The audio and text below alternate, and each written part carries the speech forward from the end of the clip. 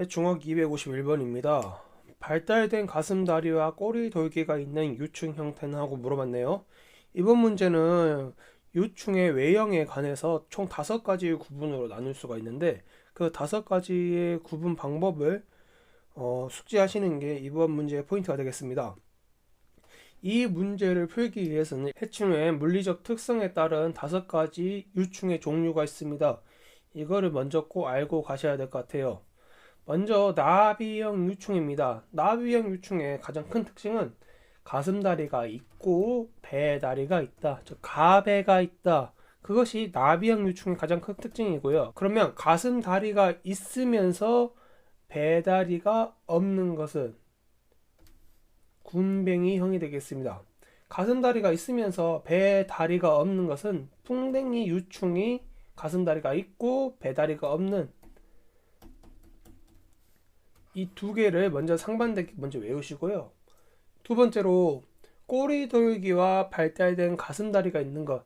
키워드는 꼬리돌기입니다. 꼬리돌기가 있는 것을 보고 존부치형이라고 하는데 이 존부치형이 무당벌레와 관련이 있습니다. 꼬리돌기가 있고 발달된 가슴다리가 있는 것은 무당벌레 존부치형입니다. 배다리 방금 말씀드렸죠. 가슴다리가 있으면서 배다리가 없는 것, 즉 나비형 유충과 비슷하지만은 배다리가 없다는 특징을 가지고 있는 것이 풍뎅이형이 되겠고요. 단단한 외골격을 가지고 있습니다. 그리고 짧은 가슴다리가 있습니다. 우리가 단단한 외골격이라는 말이 나오면은 풍뎅이형의 단단한 외골격을 떠올리기 십상이에요. 근데 단단한 외골격 플러스 짧은 가슴다리입니다. 이게 방아벌레형입니다. 즉 3번과 4번 군뱅이형과 방아벌레형이 여기에 속한 풍뎅이와 방아벌레가 이 의미와 조금 비슷하다고 하셔서 3번을 착각하시면 안 되는 문제예요. 5번째, 보행지가 없다. 좀 더 설명하자면 머리 덮개도 없는 것을 보고 구더기형이라고 합니다. 대표적으로 파리 같은 것들이 있겠죠. 유충의 5가지 유형 말씀드렸습니다. 이제 문제 들어가겠습니다. 249번 가슴다리가 배다리가 모두 있는 유충은 모두 있는 거였어요. 가슴다리 배다리 나비형 유충이죠. 혹시 이 문제 푸는 게 좀 어렵다 싶으시면 처음으로 돌아가셔가지고 제가 말씀드렸던 문제의 유형에 관한 5가지 종류 꼭 숙지하시고 문제를 푸셨으면 좋겠어요. 249번은 그래서 1번이 되겠고요. 가슴다리는 있으나 배다리가 없는 거 묶어서 같이 외워야 된다고 말씀드렸죠. 뭐가 있습니까? 군뱅이형이 있었습니다. 군뱅이형 유충이 그렇다. 답은 3번이고요.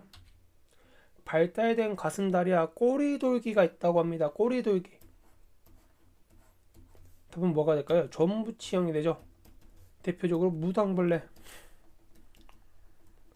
무당벌레가 이 꼬리돌기형을 가진 존부치형이다 라는 걸 이해하셔야 되고요.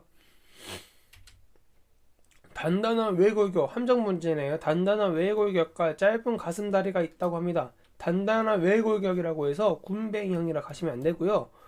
방아벌레형입니다. 짧은 가슴다리와 단단한 외골격이라는 의미는 방아벌레형이다. 그래서 답은 4번이 되겠고요. 배다리가 없고 짧은 가슴다리를 가진 유충은 짧은 가슴다리 말씀드렸죠? 같은 문제였네요. 군뱅이형 유충입니다. 배다리가 없다는 게 핵심 포인트, 그리고 가슴다리가 있다라는 것. 좀 더 응용해서 하겠습니다. 이제는 가슴다리와 배다리가 모두 있는 유충은 하고 물어봤어요. 이제 유충의 종류, 유형이 아닌 유충의 종류까지도 아셔야 돼요. 가슴다리와 배다리가 모두 있는 것은 나비형이었죠.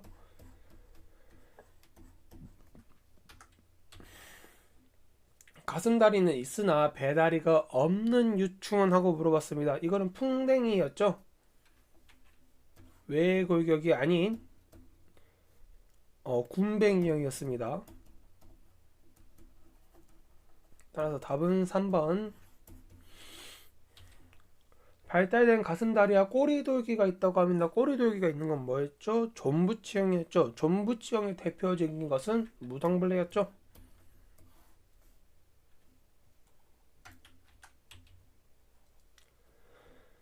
단단한 외골격과 짧은 가슴다리가 있다. 외골격이라는 포인트로, 단단한 외골격이라는 포인트로 착각하실 수 있는 것. 방아벌레입니다. 풍뎅이류 아니에요. 군뱅이형은 절대 아닙니다. 군뱅이형은 배다리가 없다. 배다리 X. 단단한 외골격이라는 나온 말이 나오면 258번입니다. 배다리는 없고 짧은 가슴다리가 있는 유충은 하고 물어봤습니다. 풍뎅이류죠? 뭐요? 군뱅이형이요.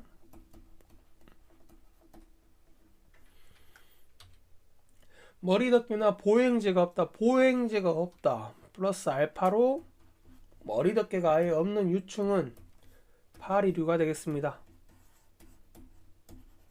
이번 문제는 쉬우면서도 출제 빈도가 그래도 좀 있다라고 말씀드릴 수 있겠어요.